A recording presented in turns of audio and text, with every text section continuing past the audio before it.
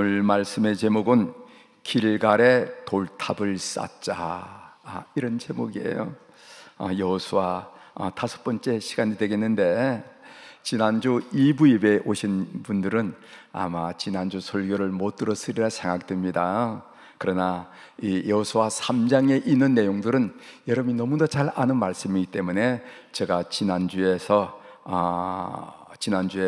여호수아 3장에 나온 말씀을 간단히 정리하고 넘어가도록 하겠습니다. 여호수아 3장에는 이스라엘 백성들의 요단강 도하 작전에 대한 말씀이 나옵니다. 그런데 요단강 도하 작전은 참으로 이상한 작전이었어요. 도하를 위해서 부교를 설치한 것도 아니고 야간에 수색대를 침투시켜 전개시킨 것도 아니었습니다. 하나님이 명령한 행동 지침은 전혀 상식적이지도 않고 합리적이지도 않았어요. 그런데 그 명령이 그들에게 승리를 가져다 주었더라. 인생의 승리를 가져다 주었단 말입니다. 우리에게 주는 교훈이 많이 있습니다. 요단강 도하 작전을 위해서 하나님은 무엇을 명령했는가? 2가지를 명령하는데, 첫 번째 명령은 자신을 성결하라 하는 명령이었어요. 요단강 도하 작전을 앞에 둔 이스라엘 백성들에게 동문서답 같은 엉뚱한 하나님의 명령이 떨어졌습니다. 요단강을 어떻게 건널 것인가라는 현안에 전혀 어울리지 않는 명령이었어요. 그것은 너희는 자신을 성결하게 하라 하는 말씀이었습니다. 이 명령은 우리가 인생을 살아가는 데 있어서 중요한 지혜를 주는 말씀이라고 저는 판단이 되었습니다.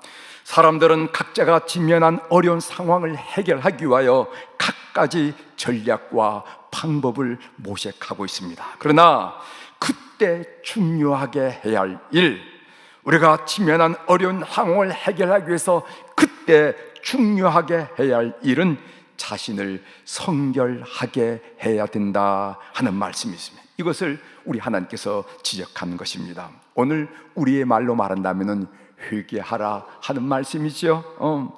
각자가 직면한 어려운 상황을 앞에 놓고 우리가 제일 먼저 해야 될 일, 중요하게 해야 할 일은 뭐냐면은 내 삶을 하나님의 빛에 비춰서 회개하는 일이 중요하다 하는 말씀을 요단강 도하 작전에서 우리들에게 말씀하고 있습니다.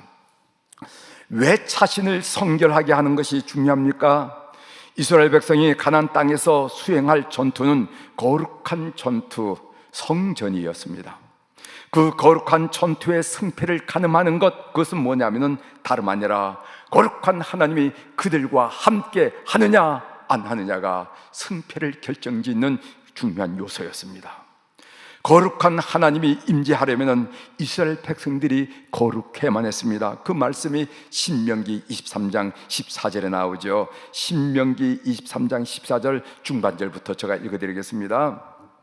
그러므로 내 진영을 거룩히 하라. 진영이라는 것은 전투를 하기 위해서 만들어진 그 진을 말하는 거 아니겠어요? 진영을 거룩히 하라. 그리하면은 내게서 불결한 것을 보시지 않으므로 너를 떠나지 아니하시리라, 이렇게 했어요. 너의 진영을 거룩하면, 전투를 위한 준비 단계인 진영을 거룩하면은 하나님이 너희와 함께 하시겠다고 말씀하셨다는 것입니다. 그래서 거룩한 하나님이 나와 함께 계시도록 하려면 자신을 성결하게 하는 일이 참으로 중요하다 하는 그런 교훈을 이 본문을 통해서 배울 수가 있어요.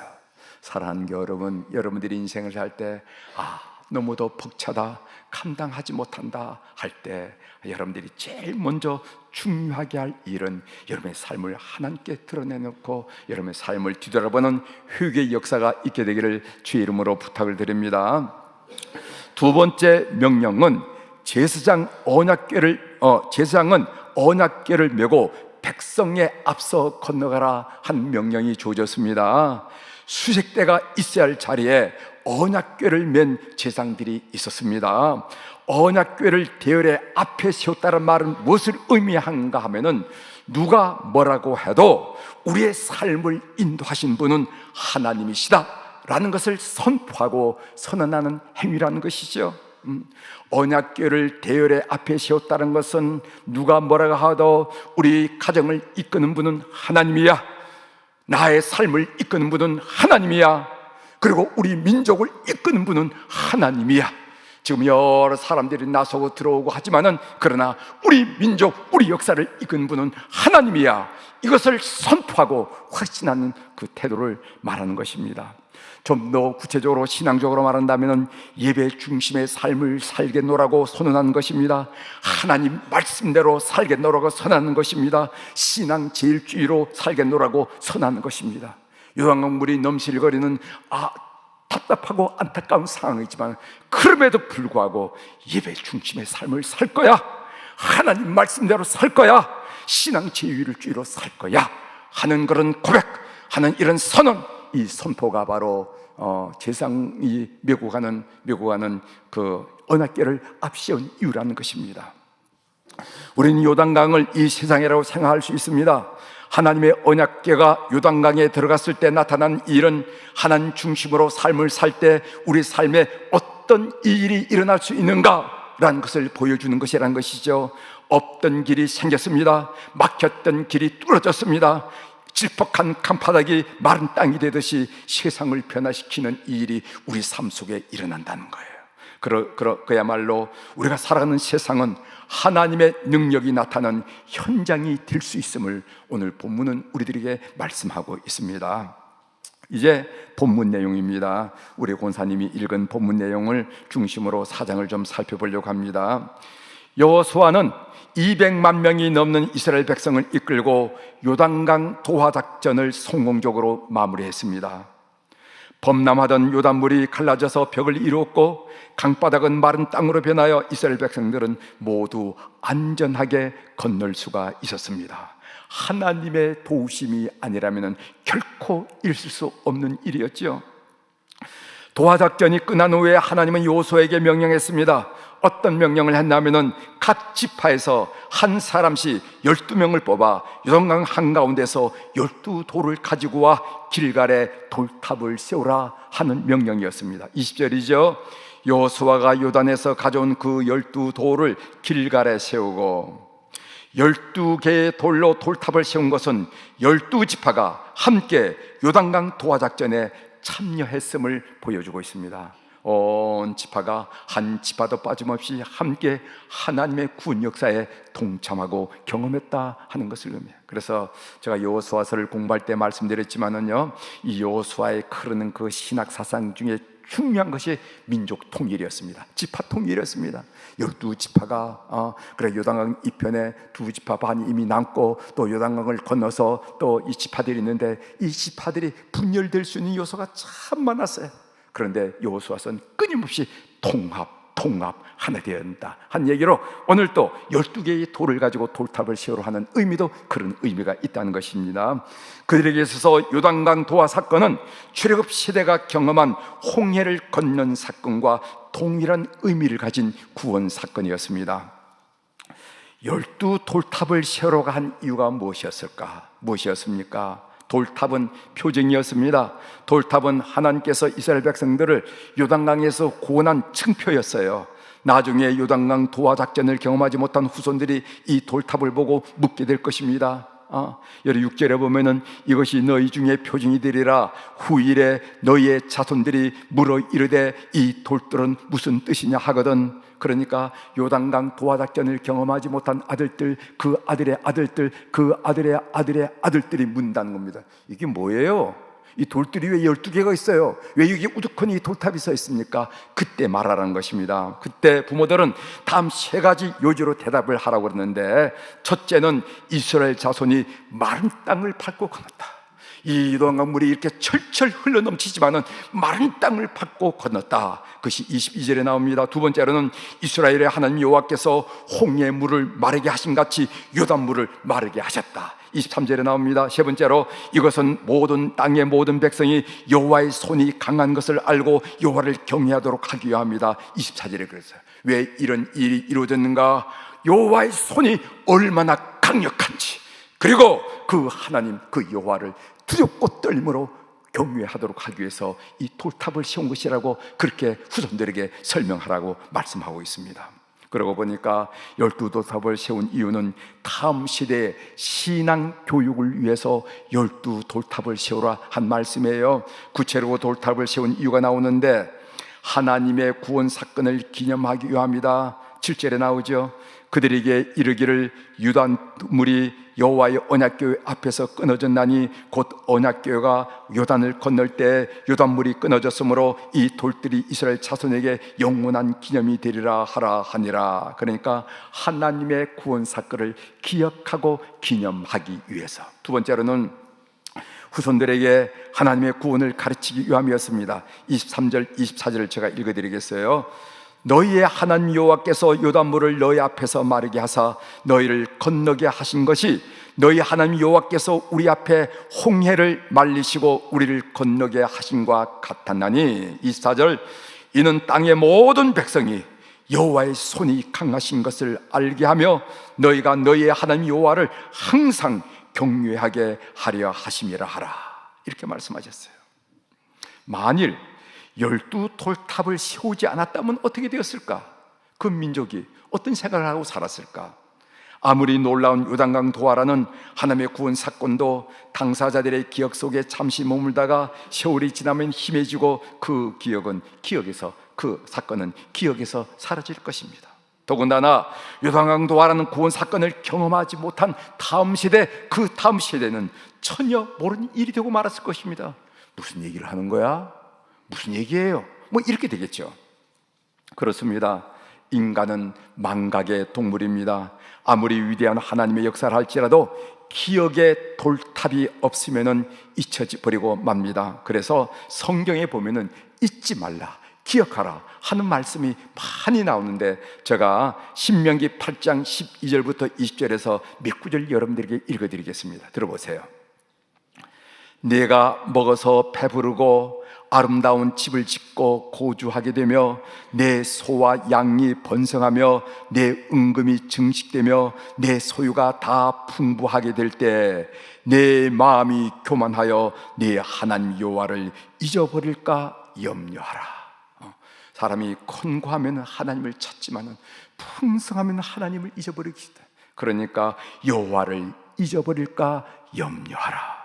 그러나 내가 마음에 이르기를 내 능력과 내 손의 힘으로 내가 이 재물을 얻었다 말할 것이라. 네 하나님 여호와를 기억하라. 그가 네게 재물 얻을 능력을 주셨습니다.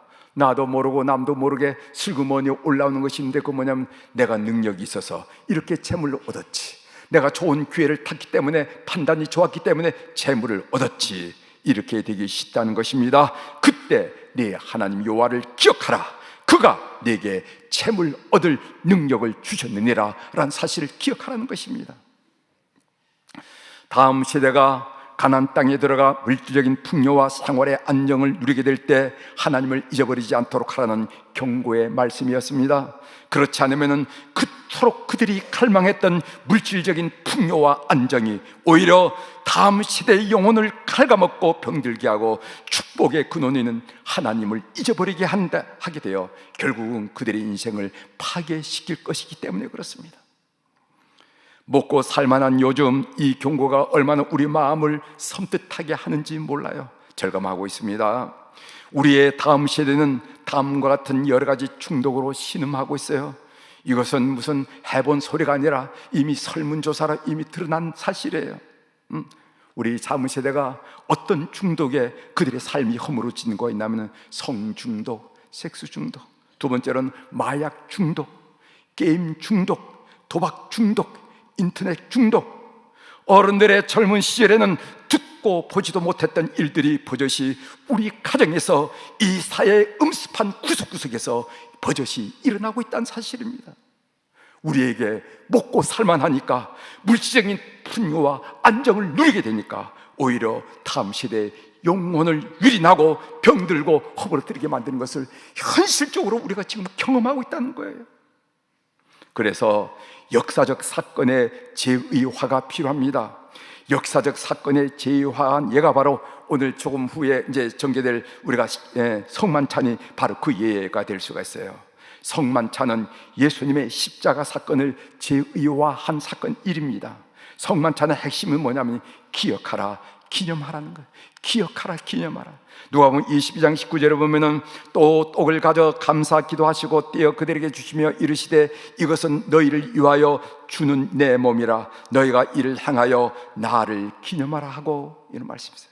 우리는 성만찬을 통하여 반복적으로 우리를 위한 예수 그리스도의 구원 사건을 기념하고 기억해야 됩니다. 그래서 성만찬 제도가 있는 거예요.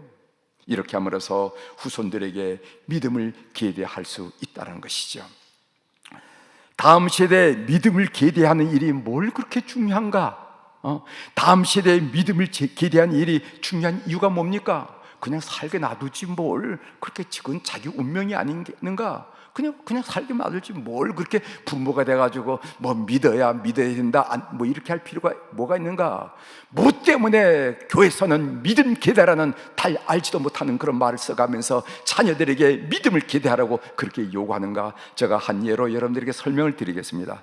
여러분, 사무엘상 17장에는 여러분들이 너무도 잘 아는 목동 다윗과 골리앗 장군의 싸움에 관한 말씀이 나옵니다. 사무엘상 10장 45절에 보면은 다윗이 블레셋 사람에게 이르되 너는 칼과 창과 단창으로 내게 나오거니와 나는 만군의 여호와의 이름 곧 네가 모욕하는 이스라엘 군대의 하나님의 이름으로 내게 나아가노라.